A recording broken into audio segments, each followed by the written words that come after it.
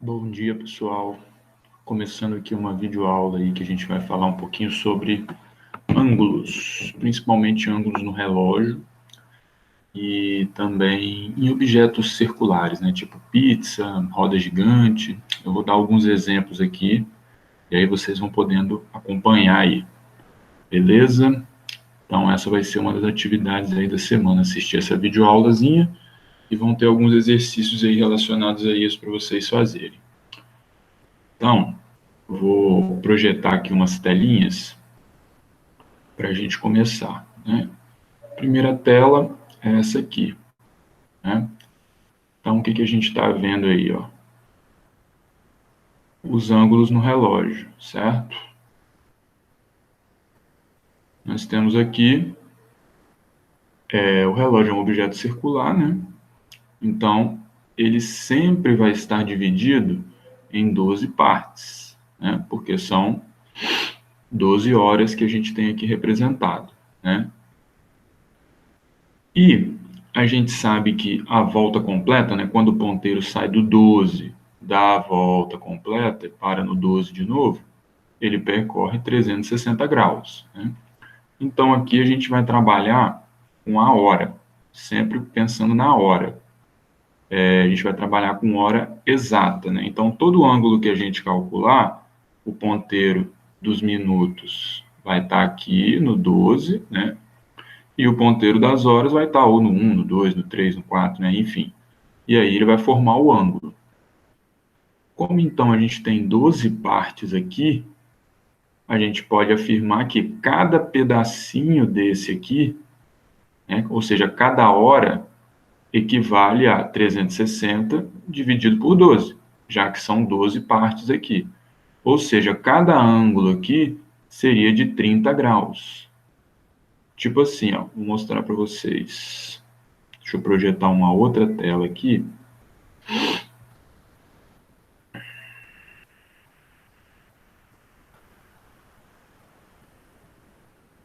A mesma foto, né? Mas agora eu vou mostrar aqui para vocês, ó. Se eu pegar um ponteiro aqui, né, dos minutos, por exemplo, que é o maior, e o ponteiro das horas, por exemplo, no 2, ele formou esse ângulo aqui, ó. Eu vou marcar de verde aqui, ó, né? Ó, ele formou esse ângulo aqui verde, ó. Essa abertura aqui, ela vai ter quantos graus, ó? Como aqui eu tenho uma hora e aqui outra hora, então essa abertura ela vai ser de 60 graus. Por quê? É 30 daqui mais 30 daqui, né? Então, a gente pode afirmar que cada hora, ou seja, cada espacinho desse aqui do relógio, equivale a 30 graus. Então, como eu disse antes, nos nossos exercícios, o ponteiro dos minutos sempre vai estar aqui no 12. Sempre vamos trabalhar com hora exata.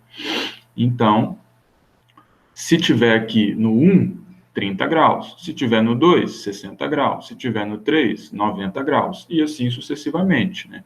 Ou seja, é só você contar quantas horas tem entre o ponteiro das horas e o ponteiro dos minutos. Que aí você vai saber quantos graus tem essa abertura, né? Então, esse ângulo central, formado pelos ponteiros, ele vai depender da quantidade de horas. Se tem 2 horas aqui, ó, então 2 vezes 30. Se tiver 3 horas, 3 vezes 30. Se tiver 10 horas, 10 vezes 30.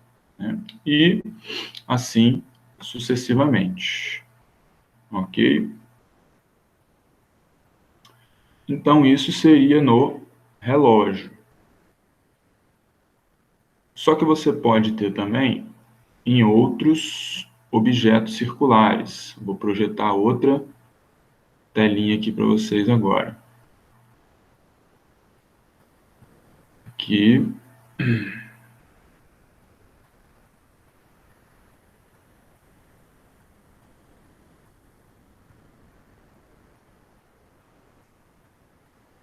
Se você tiver, por exemplo, um outro objeto circular que a gente trabalha muito também, que é uma pizza. Ó, nós temos aqui então uma pizza, né? circular. Se eu dividir essa pizza em 10 pedaços iguais, cada pedaço vai formar um certo ângulo. Então, se eu pegar, por exemplo, aqui, ó, aqui vai ser o centro, né? Se eu colocar aqui, ó, se eu colocar o centro aqui e pegar, por exemplo, um pedaço aqui, ó, não tá indo, foi. Se eu pegar um pedaço aqui, por exemplo, né, não vou dividir em 10 porque eu não vou conseguir fazer certinho aqui. Mas se eu tenho uma pizza dividida em 10 pedaços e eu sei que a pizza inteira, né, ou seja, começando de um certo pedaço até outro, teria 360 graus. Então, se eu pegasse, por exemplo, daqui e desse uma volta completa aqui, eu teria 360 graus. Só que lá no relógio, por que eu dividi por 12? Porque o relógio sempre está dividido em 12 horas, 12 partes. Aqui a pizza depende, eu posso ter pizza com 6, com 8, com 10, né? Quantos pedaços eu quiser. Nesse caso aqui, como eu dividi por 10, então, para eu descobrir esse ângulo aqui, ó, que eu vou marcar de verde aqui, para eu descobrir esse ângulo aqui, ó, eu vou ter que dividir em 10 partes, né? Então, esse ângulo verde ali, ele vai ser 360 dividido por 10, ou seja, é só cortar os zeros, né? Corto o zero aqui, 360 dividido por 10 é 36. Ou seja, 36 graus seria uma fatia, né? Aqui, ó, 36. Então, esse 36 graus aqui, ele equivale a uma fatia.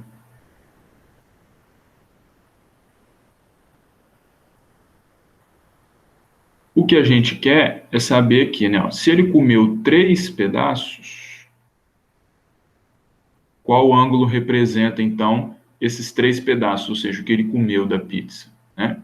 Então, eu teria que fazer 360, desculpa, 36 vezes 3. Que aí, 36 vezes 3 daria 108. Então, o ângulo que representa esses 3 pedaços aqui que ele comeu seria de 108 graus, né? Porque você descobriria quanto que vale uma fatia, depois multiplica pela quantidade que ele comeu, no caso, 3 fatias. E lembrando que nesse caso, a fatia vale 36 porque foi dividida em 10. Se eu mudar a quantidade de fatias, muda o ângulo. E lembrando que os pedaços são todos iguais, por isso que todos esses ângulos centrais aqui de cada pedaço vão ser os mesmos, beleza?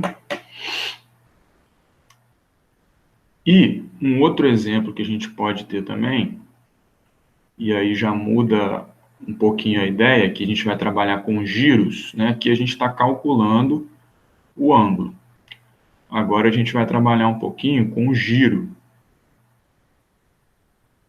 Seria um exemplo tipo esse, né? Inclusive eu botei uma questão parecida com essa na prova do ano passado, né? Você tem aqui uma roda gigante, né? Que também é um objeto. Opa, peraí que eu esqueci de projetar aqui para vocês. Vamos lá de novo. Ó, nós temos aqui uma roda gigante, né? Ela tem formato circular, igual a pizza, igual o relógio. E repara que aqui, ó, ela está dividida em 8 partes. Então, qual é a primeira coisa que eu sempre tenho que fazer? Eu vou pegar o 360, que seria o ângulo todo, né? 360 dividido por 8, porque são 8 partes ali. Então, se você dividir 360 por 8, vai dar 45 graus. O que significa esse 45 graus? significa que quando a casinha, né, ó, o sentido de rotação aqui, quando a pessoa está na posição 1 e vai para a posição 2, ela percorreu 45 graus, né? Deixa eu dar uma diminuída nesse... Nossa, aqui que ficou meio grosso aqui, peraí. Ó, quando a pessoa sai, então, da posição 1 e vai para a posição 2, ela percorreu 45 graus. Quando a pessoa sai da posição 2 e vai para a posição 3, de novo ela percorreu 45 graus. Ou seja, esse 45 graus aqui, cada posição que a pessoa muda é o ângulo que ela está andando. Então, o que ele quer saber aqui? Ó? O Juca está na posição 5, ou seja, ele está aqui embaixo. Se essa roda girar 90 graus, lembra que o sentido de rotação está aqui, ó, ou seja, depois do 5, ele vai para a posição 6, ó, ele está girando no sentido horário, certo? Se a roda girar, então, 90 graus, ó, como eu sei que cada posição aqui equivale a 45, então, se ele vai girar 90 graus, significa que ele vai andar duas posições, né? Por quê? Para ele andar do 5 até o 6, ele anda 45. Para ele andar do 6 até o 7, ele anda mais 45. Então, repara que aqui, todo deslocamento vai ter que ser um número da tabuada do 45. Não tem como ele andar aqui, por exemplo, 120 graus. Porque senão ele vai parar entre uma dessas posições aqui. Então, aqui, ou ele vai girar 45, ou ele vai girar 90, ou ele vai girar 135, ou ele vai girar 180, e por aí vai, né? Então, no caso, 90 graus significa andar duas posições. Então, nesse caso, girar 90 graus significa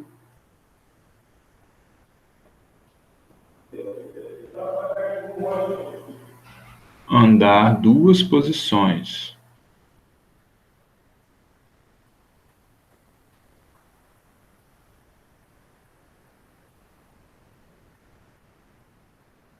Ou seja, no sentido que ele está girando aqui, então ele vai sair da posição 5 e vai até a 7. Né?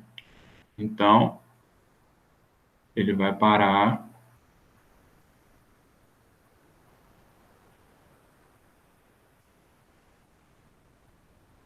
na posição